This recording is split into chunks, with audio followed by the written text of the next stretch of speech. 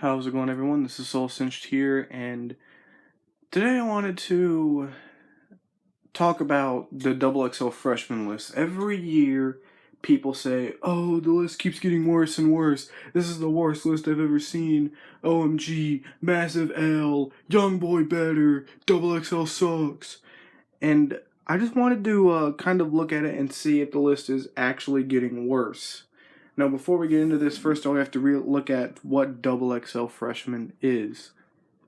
Now, when it originally started, it was used as a way to take artists who were starting to bubble in the underground and give them that push to the mainstream level. Then it became kind of a popularity contest where they're just trying to get 10 of the biggest rappers who just recently blew up on the scene. And now they try to do this weird mishmash where they get a couple really big artists, a few underground artists who are on the cusp of blowing up, as well as a few who are completely unknown. Now, one thing that is consistent is they're trying to say these 10 rappers are freshmen now, but they're going to be running the game in the next few years. So really, to me, a successful freshman list are if the majority of the freshmen are still relevant today. Now, I'm only going back to 2016 because I didn't really listen to rap until 2016, and that's where this whole conversation of the list getting worse and worse started. And 2016 is a pretty iconic year. You got Lil Yachty, still relevant, Denzel Curry, G Herbo, Lil Uzi Vert, 21 Savage, and Kodak Black. The only artists from this list who have kind of faded out is Designer, Dave East, Anderson .Paak, and Lil Dicky.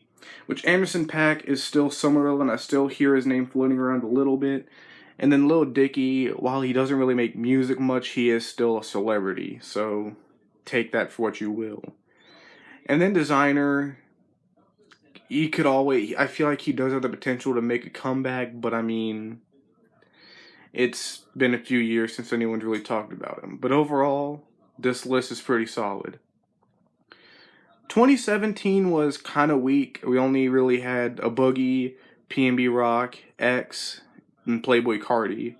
The rest of these guys haven't really done much. And then Ugly God, I feel like has gotten about as big as he can get because his style of music just does not have a mainstream sound. But most of these guys have fallen off. Apart from, like I said, a Boogie, X, Carti, and PNB Rock. This list is okay, but pretty forgettable. Now, the 2018 list is probably one of the worst lists. At the time, it seemed good, but looking back on it, it's oof. Really, the only noteworthy artist is Ski Mask, and Trippie Redd, and then JID. But you don't really hear JID's name that much. The rest of these dudes have flopped.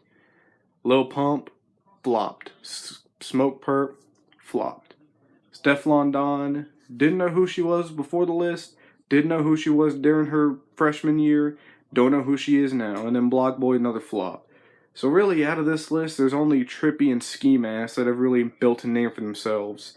And then JID to an extent, or JID. Yeah, this list is pretty trash.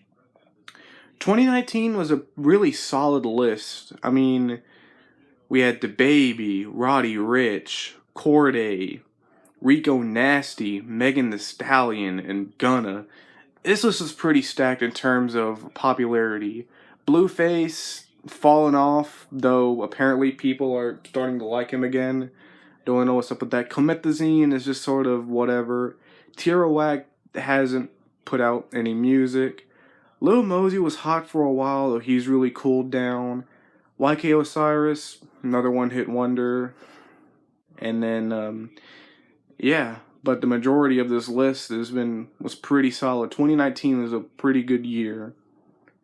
And then 2020, it was another decent year. We had 24kGoldn, Fabio Foreign, Rod Wave, Polo G, NLE Choppa, Lil TJ, Baby Keem, Jack Harlow.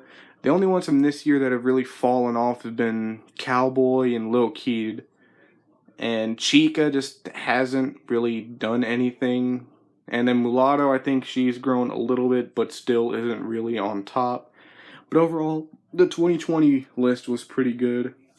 And then we get to 2021, which about half these artists, I feel like, have the potential to be big in the game. The only real L's in this list as of now have been Lakea, Ruby Rose,